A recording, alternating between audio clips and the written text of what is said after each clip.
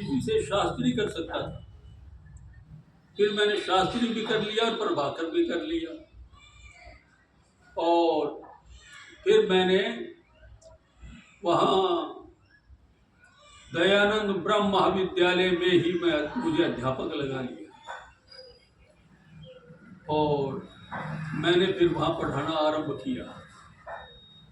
धीरे धीरे स्वामी देवानंद जी महाराज, जिन्होंने गुरुकुल आर्यनगर की स्थापना की, वो भी वहाँ आ गए। मैंने कहा मैंने कहा मेरा नाम लक्ष्मण देव है भाई, आप कैसे आए हो यहाँ? मैं पढ़ने के लिए आया हूँ। क्या उम्र होगी? बोले 60 वर्ष। मैंने कहा आप पढ़ोगे? मुझे कहने लगे बेटा, पढ़ाई की कोई उम्र नहीं होती, विद्यार्थी की कोई उम्र नहीं होती। अच्छा, तो वो आ गए, लेकिन स्वभाव के तो बड़े वो गर्म भी थे। वो कई बार प्राचार्य जी के साथ लड़ने भी लग जाते थे, तो कहने लगे साधु बड़ा झगड़ालू है ये। तो चलो, वो जैसा भी था, वो समय बीतता गया, और फिर दयानंद ब्रह्म महाविद्यालय की स्थापना हो गई। ये विद्यालय लाहौर में 45 वर्ष चला। लाहौर में दयानंद ब्रह्म महाविद्यालय 45 वर्ष चला। जब पार्टीशन हो गया तो सन 1947 में श्याम तोरासी कोई जगह है, वहाँ इसको ले आए, और ये वैसे ही काम नहीं होता था, वहाँ ले आए बस। फिर प्रिंसिपल ज्ञानचंद जी आदि ने सोचा कि देखो दयानंद ब्रह्म महाविद्यालय ने बड़ा भारी काम किया, बड़े उपदेशक निकाले, अब श्याम तोरासी जगह जो है वैसे ही है, वो क्यों नहीं हम उनको हिसार में ले आए यहाँ। तो बस वो हिसार में लाला चिरंजीव लाल की बगीची होती थी, वो किराए की, उसमें 3-4 मकान थे, किराए की बिल्डिंग ले ली, और मैं सबसे पहला विद्यार्थी था प्रवेश रहने वाला। फिर 2 और आ गए, हम 3 हो गए, 3 वो हो गए, और फिर हमारे एक वृद्ध आचार्य, मेरे पिता भी उनसे पढ़े थे, इतने वृद्ध थे वो, लेकिन थे बहुत अच्छे। आत्माराम नाम का एक रसोइया था, वो रोटी बनाता था, हम खाते थे, बड़ा आनंद आता था। और मुझे लोग कहते थे अरे क्यों पढ़ा है यहाँ पर, ये विद्यालय नहीं चलने का, अपना जीवन बर्बाद क्यों कर रहे हो? मैंने कहा भाई कुछ भी हो, बर्बाद हो या जैसा भी हो, अब तो कॉलेज छोड़ करके आ गए, अब तो यहीं रहेंगे।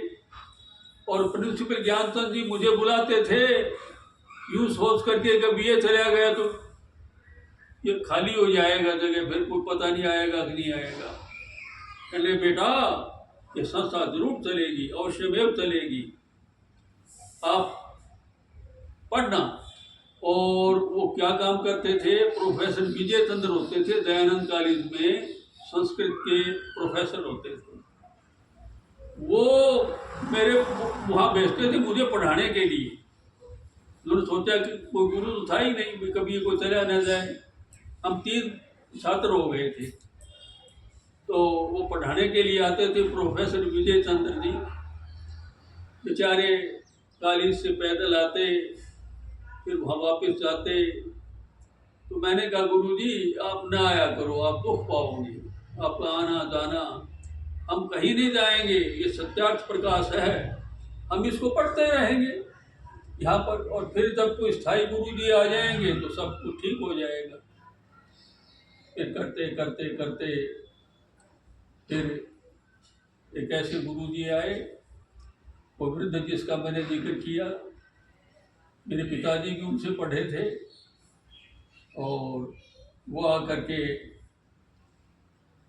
थे बड़े गर्म, कोई व्यवस्था ठीक नहीं होती थी, तो मुझे कहते थे चलो बेटे दयानंद कॉलेज में प्रिंसिपल ज्ञानचंद जी के पास, और देखना मैं कितना शक्तिशाली हूँ, मैं धमकाऊंगा उनको, और मैं डरता नहीं किसी से। ऐसे भोले भाले थे। वो ले गए, प्रिंसिपल ज्ञानचंद जी को कहा आपने ये विद्यालय तो खोल दिया और रोटी खाने हम दयानंद कॉलेज के हॉस्टल में जाते हैं। मैं उम्र में बड़ा, मैं रोटी खाने वहां जाऊं?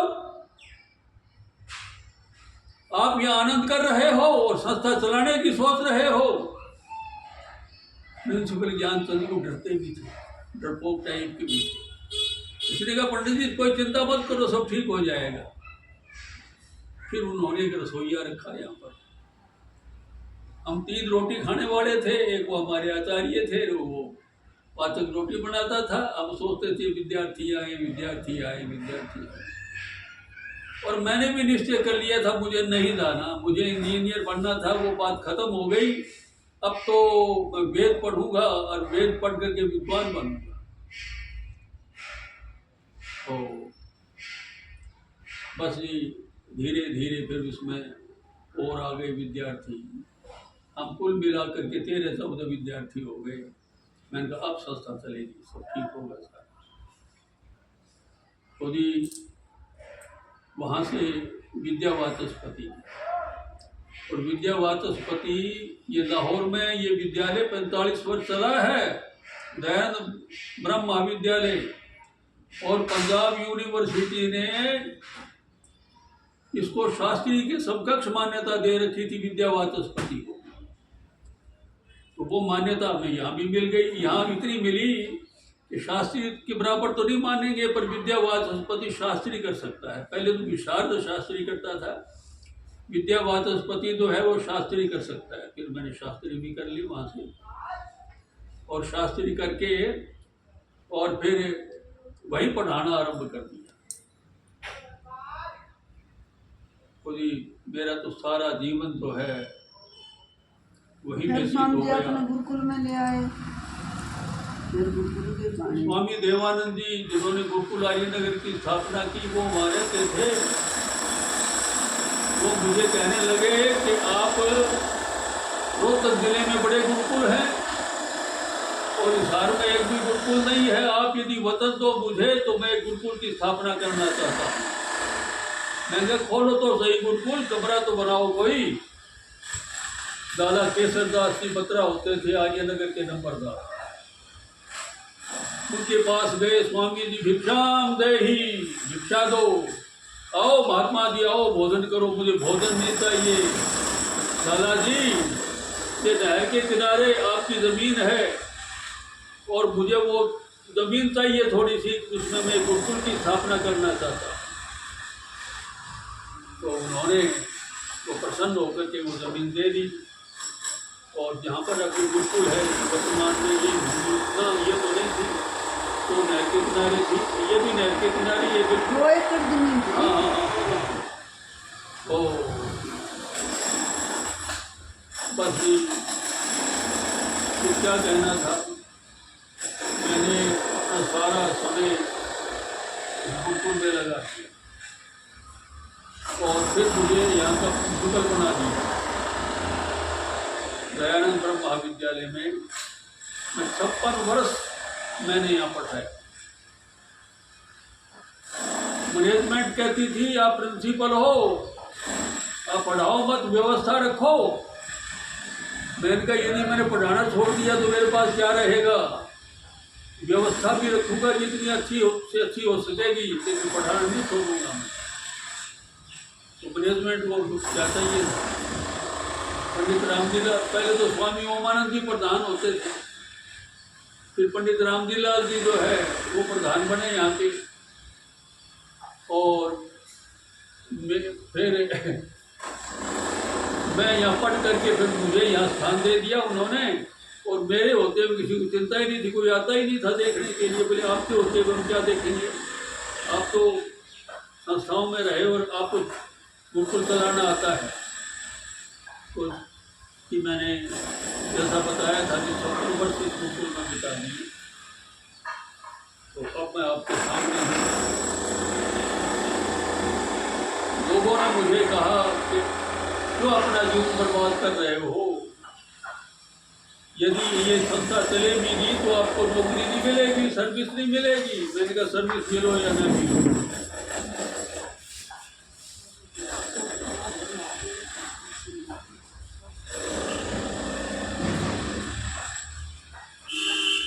कि अब भगवान की बड़ी भारी कृपा है, अब ये स्वाध्याय चलता है।